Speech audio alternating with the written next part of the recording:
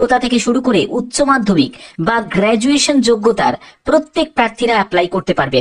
এখানে যে পোস্টগুলো আছে যেমন হচ্ছে সুপারভাইজার পোস্ট আছে, অফিস অ্যাসিস্ট্যান্ট পোস্ট আছে, ঠিক আছে, তারপরে বিভিন্ন ক্লারিক্যাল পোস্ট আছে, ক্যাশিয়ার আছে, এইসব বিভিন্ন কিন্তু পোস্টে নিয়োগ করা হচ্ছে। আমি সম্পূর্ণ ডিটেলসটা তোমাদের কাছে তুলে ধরবো এবং এই যে পোস্টগুলোতে, এই পোস্টগুলো প্রত্যেকটাই কিন্তু পার্মানেন্ট পোস্টে নিয়োগ করা হচ্ছে, কোনো কন্ট্রাকচুয়াল চাকরি নয়, সম্পূর্ণ স্থায়ী চাকরি, যেখানে তোমাদের 18 থেকে 40 বছরের মধ্যে যে কোনো এজের প্রার্থীরাই কিন্তু অ্যাপ্লাই করতে পারবে।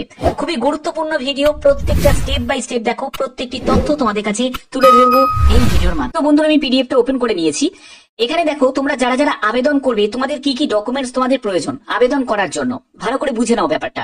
সেটা হলো পাসপোর্ট সাইজের ছবি লাগছে, যেটা 50 কেবির মধ্যে, তারপরে হচ্ছে সিগনেচার লাগবে, তারপরে হচ্ছে লেফট থাম্ব ইমপ্রেশন, এটা কিন্তু লাগবে। এটা একটা কাগজের মধ্যে তোমাদের লেফট থাম্বটা দিয়ে সেটাকে স্ক্যান করে আপলোড করতে হবে। এরপরে হচ্ছে মাধ্যমিকের, দেখো মাধ্যমিকের অ্যাডমিট কার্ড, সেটা কিন্তু তোমাদের প্রয়োজন হচ্ছে। তারপরে হচ্ছে এসসি এসটি ইডাব্লিউএস ওবিসি যারা আছে তাদের যে সার্টিফিকেট সেটা কিন্তু তোমাদের লাগবে।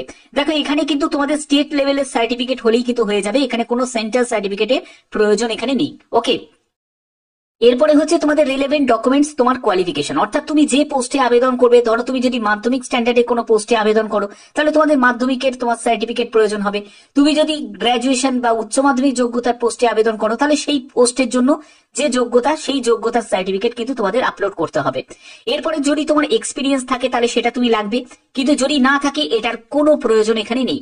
ডোমিসাইল সার্টিফিকেটের মধ্যে তোমার লাগছে আধার কার্ড, না হলে রেশন কার্ড, না হলে voter card, passport, driving licence, যার মধ্যে যে কোনো একটি হলেই কিন্তু হয়ে যাবে।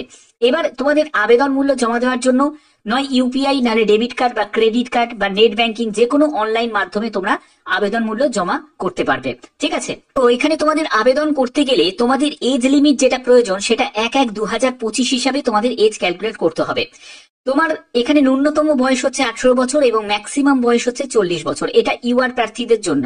ঠিক আছে, এছাড়া তুমি যদি এসসি এসটি ক্যাটাগরি থেকে বিলং করো বা ওবিসি ক্যাটাগরি থেকে বিলং করো তোমাদের জন্য 18 থেকে 45 বছরের মধ্যে তোমার বয়স হতে হবে। ইডাব্লিউএস ক্যাটাগরির জন্য কিন্তু 18 থেকে 40 বছর বয়স তোমার হতে হবে। ঠিক আছে, এবার দেখো যে তোমাদের কোন কোন পোস্টে নিয়োগ করা হচ্ছে এবং সেই পোস্টের জন্য কি কি যোগ্যতা প্রয়োজন। এখানে তোমাদের প্রথম পোস্ট সেটা হলো অ্যাসিস্ট্যান্ট, যেখানে তোমাদের ভ্যাকেন্সি দেওয়া আছে এবং এটি হলো ক্লারিক্যাল ক্যাটাগরি একটি পোস্ট, যেখানে তোমরা বেতন পাবে 31,622 টাকা। সায়েন্স বা কমার্স গ্র্যাজুয়েট যদি হয়ে থাকো 50% নাম্বার নিয়ে, তোমার যদি 6 মাসের কোনো কম্পিউটার অ্যাপ্লিকেশন করা থাকে তাহলে তুমি আবেদন করতে পারবে। এর পরবর্তী হচ্ছে অফিস অ্যাসিস্ট্যান্ট পোস্ট, এখানেও কিন্তু তোমাদের ক্লারিক্যাল ক্যাটাগরি পোস্ট এবং 11,000 টাকা তুমি বেতন পাবে। এবং দেখো উচ্চ মাধ্যমিক পাস যোগ্যতা চাওয়া হয়েছে, অর্থাৎ তুমি সায়েন্স হোক, কমার্স হোক বা আর্টস হোক, যে কোনো শাখায় উচ্চ মাধ্যমিক পাস হলেই আবেদন করতে পারো। এখানে তোমাদের যদি কোনো এনি অর্গানাইজেশনে যদি 1 বছরের যদি কোনো কাজের অভিজ্ঞতা থাকে তাহলে কিন্তু অ্যাপ্লাই করা যাবে। এখানে দেখো এই ক্ষেত্রে কিন্তু কোনো প্রয়োজন কিন্তু নেই। পরবর্তী হচ্ছে এমআইএস অ্যাসিস্ট্যান্ট, এই পোস্টের জন্য কিন্তু তোমাদের 15,000 টাকা মতো তোমরা বেতন পাবে এবং এখানেও কিন্তু গ্র্যাজুয়েশন, যে কোনো শাখায় গ্র্যাজুয়েশন এবং 2 বছরের যদি তোমার কম্পিউটার অ্যাপ্লিকেশনের যোগ্যতা থাকে অ্যাপ্লাই করতে পারবে। এরপরে হচ্ছে সুপারভাইজার পোস্ট, দেখো এখানে কিন্তু science graduate basic computer knowledge যদি তোমার থাকে অ্যাপ্লাই করতে পারবে। তারপরে ফিল্ড সুপারভাইজার, এই পোস্টের জন্য কিন্তু শূন্যপদ দেওয়া আছে এবং এখানে দেখো 12,044 টাকা এবং গ্র্যাজুয়েশন। ঠিক আছে, যে কোনো শাখায় গ্র্যাজুয়েশন হলে অ্যাপ্লাই করা যাবে। এমআইএস অ্যাসিস্ট্যান্ট, এই পোস্টের জন্য তোমাদের কিন্তু বিএসসি যোগ্যতা চাওয়া হয়েছে এবং তোমাদের certificate course in computer information technology নিয়ে থাকতে হবে। এরপরে হচ্ছে অ্যাকাউন্টস অ্যাসিস্ট্যান্ট, যেখানে ওবিসি ক্যাটাগরির জন্য শূন্যপদ আছে। 12,048 টাকা মতো তোমরা প্রথমেই কিন্তু বেতন পেয়ে যাবে এবং বিকম তোমার যদি পাশ করে থাকো এবং বেসিক যদি কম্পিউটার নলেজ থাকে অ্যাপ্লাই করতে পারবে।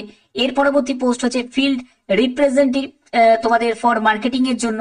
এখানে দেখো তোমাদের ভ্যাকেন্সি দেওয়া আছে এবং এখানেও তোমাদের 12,048 টাকা মতো বেতন পাবে, যে কোনো শাখায় গ্র্যাজুয়েট হলে অ্যাপ্লাই করা যাবে।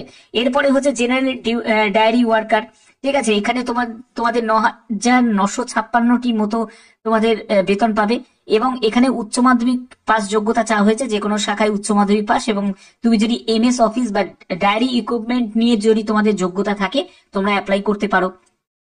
আরো বিভিন্ন পোস্ট আছে। দেখো ল্যাবরেটরি অ্যাসিস্ট্যান্ট, এই পোস্টের জন্য তোমাদের 10,952 টাকা মতো বেতন পাবে এবং এখানে বিএসসি যোগ্যতা চাওয়া হয়েছে। অ্যাসিস্ট্যান্ট অ্যাকাউন্টেন্ট আছে, সেখানে তোমাদের কমার্স ব্যাকগ্রাউন্ডের যোগ্যতা 55% নাম্বার নিয়ে। তারপরে অ্যাকাউন্টেন্ট পোস্ট আছে যেখানে কমার্স গ্র্যাজুয়েট যোগ্যতা এবং বেসিক কম্পিউটার নলেজ চাওয়া হয়েছে। অফিস অ্যাসিস্ট্যান্ট পোস্ট আছে যেখানে মাধ্যমিক পাস যোগ্যতা চাওয়া হয়েছে, বেসিক কম্পিউটার নলেজ থাকলে অ্যাপ্লাই করতে পারবে। ঠিক আছে, এখানে 29,286 টাকা মতো তোমরা বেতন পাবে। প্রুফ রিডার, এখানে দেখো 35,758 টাকা মতো তোমরা বেতন পাবে এবং গ্র্যাজুয়েশন যোগ্যতা চাওয়া হয়েছে। এরপরে হচ্ছে তোমাদের অ্যাসিস্ট্যান্ট গ্রেড 3, এখানে 35,906 টাকা মতো বেতন পাবে। এখানে গ্র্যাজুয়েশন যোগ্যতা এবং বেসিক কম্পিউটার নলেজের প্রয়োজন আছে। ঠিক আছে, যেখানে তোমাদের এনএ দেয়া আছে, মানে হচ্ছে এখানে কোনো এক্সপিরিয়েন্সের কোনো প্রয়োজন এখানে নেই। অফিস অ্যাসিস্ট্যান্টের জন্য দেখো তোমাদের এখানে শূন্য পদ দেওয়া আছে এবং ক্লারিক্যাল ক্যাটাগরি পোস্ট এবং 36,914 টাকা মতো তোমরা বেতন পাবে। গ্র্যাজুয়েশন যোগ্যতা এখানেও চাওয়া হয়েছে 60% নাম্বার নিয়ে। তোমার যদি গ্র্যাজুয়েশন কমপ্লিট করা থাকে তাহলে অ্যাপ্লাই করতে পারবে।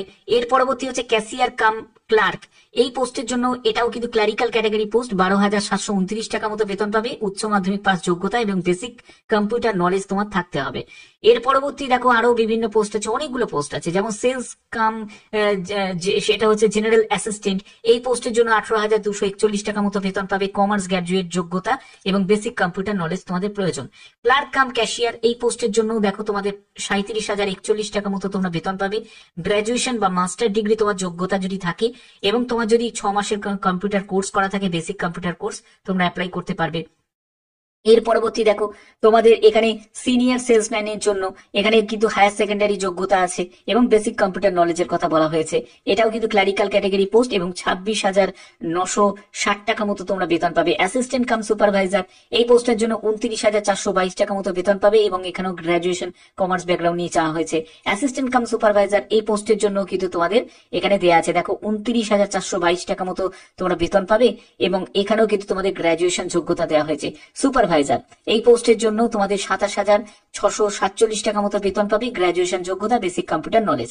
এরপরে ফিল্ড সুপারভাইজার, এই পোস্টের জন্য গ্র্যাজুয়েশন যোগ্যতা এবং বেসিক কম্পিউটার নলেজ এবং তোমাদের জুনিয়র অফিস অ্যাসিস্ট্যান্ট, এই পোস্টের জন্য 35,290 টাকা এবং তোমাদের এখানে গ্র্যাজুয়েশন যে কোনো শাখা এবং বেসিক কম্পিউটার নলেজ চাওয়া হয়েছে। অর্থাৎ বুঝতে পারছো যে এখানে যোগ্যতা হিসাবে কিন্তু তোমাদের একজন 10th পাসের ক্যান্ডিডেট সেও অ্যাপ্লাই করতে পারছে, যারা উচ্চ মাধ্যমিক পাসের ক্যান্ডিডেট সেও অ্যাপ্লাই করতে পারছে, আবার যারা গ্র্যাজুয়েশন কমপ্লিট করেছো তারাও কিন্তু অ্যাপ্লাই করতে পারছে। অর্থাৎ প্রত্যেকের জন্য কিন্তু শূন্যপদ আছে। ঠিক আছে, এবার দেখে নাও যে তোমাদের কোন কোন ব্যাংকে এই নিয়োগগুলো করা হচ্ছে। দেখো তোমাদের ব্যাংকগুলো কিন্তু এখানে দেওয়া আছে, যেগুলো হচ্ছে তোমাদের দেখো Bardhaman cooperative agriculture and rural bank, এগুলো সবই কিন্তু পশ্চিমবঙ্গ গ্রামীণ ব্যাংক। তারপরে দেখো এখানে এটাও কিন্তু ঝাড়গ্রাম কোঅপারেটিভ এগ্রিকালচার ব্যাংক, এখানে কিন্তু সবই বেশিরভাগ কিন্তু সব এগ্রিকালচার ব্যাংকই কিন্তু আছে। ঠিক আছে, তো তোমরা যারা যারা আবেদন করতে চাইছো আমি অফিসিয়াল ওয়েবসাইটের লিঙ্ক দিয়ে দেবো, সেখান থেকে তোমরা ডাইরেক্ট আবেদন করতে পারবে। এখানে দেখো তোমাদের আনরিজার্ভ ক্যাটাগরি থেকে যারা আছো তাদের 650 টাকা মতো আবেদন মূল্য লাগছে। ওবিসি ক্যাটাগরি থেকে তাদের 650 টাকা লাগছে। এসসি এসটি যারা আছে তাদের 250 টাকা মতো আবেদন মূল্য লাগছে এবং ইডব্লিউএস ক্যাটাগরি থেকে তাদেরও হচ্ছে 650 টাকা মতো আবেদন মূল্য লাগছে। আচ্ছা, এবার দেখে নাও যে তোমাদের সিলেকশন প্রসিডিওর কি। সিলেকশন প্রসিডিওর হচ্ছে তোমাদের এখানে দেখতেই পাচ্ছ যে 100 মার্কসের তোমাদের পরীক্ষা হচ্ছে, যেখানে 85 নাম্বার ফর অনলাইন সিবিটি হবে এবং 15 নম্বর হবে হচ্ছে ইন্টারভিউ হবে। এরপরে হচ্ছে তোমাদের ডেসক্রিপটিভ টাইপের একটা টেস্ট থাকছে, যেখানে হচ্ছে 50 মার্কস থাকছে, এটা কিন্তু কোয়ালিফাইং নেচার, এর নাম্বার কিন্তু কোনো যুক্ত হবে না। তো অনলাইন এক্সামিনেশনের জন্য তোমাদের 85 নাম্বার এমসিকিউ টাইপের প্রশ্ন থাকবে, প্রতিটি প্রশ্নের মান হচ্ছে 1 করে। এরপরে তোমাদের ডেসক্রিপটিভ টাইপের যে পেপারটা হবে সেখানে বেঙ্গলি থেকে তোমাদের ইংলিশে তোমাদের ট্রান্সলেশন থাকবে, তারপরে ইংলিশ থেকে বেঙ্গলিতে ট্রান্সলেশন থাকবে, এইরকম টাইপের তোমাদের থাকবে। এবং দেখো তোমাদের যে রিটিন এক্সামের সিলেবাসটা সেখানে ইংলিশ থাকছে, মাধ্যমিক স্ট্যান্ডার্ডের ম্যাথমেটিক্স থাকবে, জিকে থাকবে, ক্লারিক্যাল অ্যাপটিটিউড থাকবে। ঠিক আছে, যেখানে তোমরা 2 ঘন্টা তোমরা সময় পাচ্ছ সিবিটির জন্য, 1/4 নেগেটিভ মার্কিং। ঠিক আছে, 4টে প্রশ্নে ভুল উত্তরের জন্য প্রাপ্ত নম্বর থেকে 1 নম্বর কিন্তু কাটা যাবে। এবং স্টেজ 2তে তোমরা যখন যাবে সেই স্টেজ 2তে তোমাদের সম্পূর্ণ ডেসক্রিপটিভ টাইপের কিন্তু প্রশ্ন তোমাদের থাকবে। 1:10 রেশিওতে কিন্তু প্রার্থীকে কিন্তু ডাকা হবে এখানে কিন্তু সেই ব্যাপারটা কিন্তু ক্লিয়ার করা আছে। এবং যারা ফাইনালি যখন তোমরা ইন্টারভিউতে যাবে তখন কিন্তু 6 গুণ প্রার্থীকে ইন্টারভিউতে ডাকা হবে, যা ভ্যাকেন্সি তার 6 গুণ প্রার্থীকে ইন্টারভিউতে ডাকা হবে। তো এই হলো তোমাদের এখানে প্রসেস, ঠিক আছে। এবং দেখো তোমাদের যে সেন্টার, এটা ওয়েস্ট বেঙ্গলে বিভিন্ন জায়গায় কিন্তু তোমাদের সেন্টার পড়বে, অর্থাৎ তোমাদের ডিস্ট্রিক্টেও পড়তে পারে, আবার তোমাদের ডিস্ট্রিক্টের বাইরেও কিন্তু পড়তে পারে, কিন্তু পশ্চিমবঙ্গের বাইরে কোনো জায়গায় পড়বে না, পশ্চিমবঙ্গের মধ্যেই পড়বে। ম্যাক্সিমাম চান্স আছে কলকাতা, ঠিক আছে, কলকাতা আর হচ্ছে বর্ধমান, ঠিক আছে। এই দুটো জায়গায় কিন্তু সব থেকে ম্যাক্সিমাম চান্স আছে। বাদ বাকি অন্য জায়গায় যদি পড়ে তাহলে সেটাও নিশ্চয়ই কোনো একটা সমস্যা হবে না। ম্যাক্সিমাম চান্স আছে কলকাতায় পড়ার, ঠিক আছে। তো অফিসিয়াল ওয়েবসাইটের লিংক দিয়ে দেবো। তোমাদের আবেদনের শুরু হয়ে গেছে। তো আবেদন শুরু হয়েছে তোমাদের 31শে জানুয়ারি থেকে 1 মার্চ পর্যন্ত তোমরা এখানে আবেদন করতে পারবে। দেখতেই পাচ্ছ অ্যাডভার্টাইজমেন্ট 2/2025 নোটিফিকেশন রিলিজ হয়েছে। তো আশা করি এই ভিডিওর মাধ্যমে তোমাদের প্রত্যেকটি তথ্য তোমাদের কাছে তুলে ধরলাম। যদি ভিডিওটা ভালো লাগে, যদি ভিডিওটা গুরুত্বপূর্ণ লাগে, অবশ্যই কিন্তু চ্যানেলটাকে সাবস্ক্রাইব করে রাখবে, বেল আইকনটাকে অল করে রাখবে। এখনের মতো এটুকুই, টাটা।